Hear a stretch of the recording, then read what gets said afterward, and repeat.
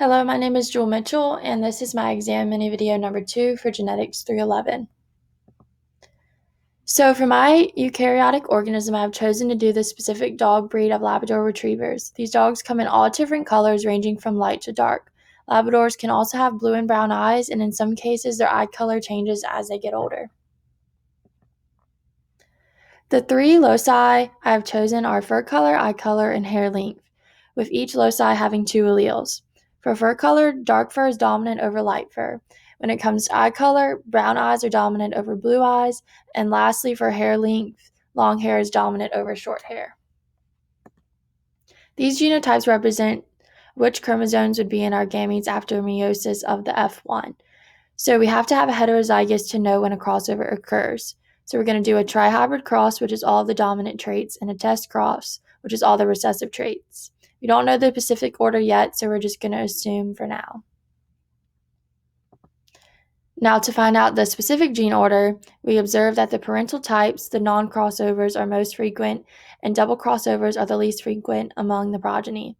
We will then use this order to rearrange the genotypes and determine the distance between each pair of genes. So we're going to take uppercase B, lowercase d, and L for the non-crossover and do the same thing in the double crossover section. And then we see that the uppercase B is the only one that's left alone, so that means that is going to be in the middle. So after we rearrange B to be in the middle, we can make our map. So the map, along with the 2 distances and the coefficient of coincidence, is shown above. So the percent of recombinant progeny is numerically equal to the map distance between loci. The map distance units are in centimorgans, represented by a lowercase c and a capital M. So here we're only going to explain how to calculate the double crossover and single event 1 by using the map distances along with the coefficient of coincidence.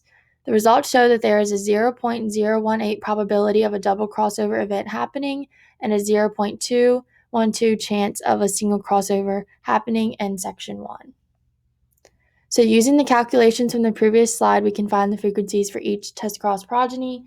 So for example, for a dark brown long test cross progeny, we would take 1/2 times the double crossover that we found in the previous slide, get a 0.009 probability. And then for the frequency of a light blue long test cross progeny, take 1/2 times what we found for single event 1 in the last slide, and it equals a 0.106 probability.